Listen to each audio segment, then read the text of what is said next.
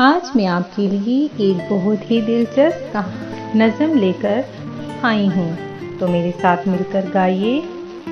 आलू कचालू बेटा कहाँ गए थे, सब्जी की टोकरी में सो रहे थे। आलू कचालू बेटा कहाँ गए थे, सब्जी की टोकरी में सो रहे थे। बैंगन ने लात मारी रो रहे थे, मम्मी ने प्यार किया हंस रहे थे।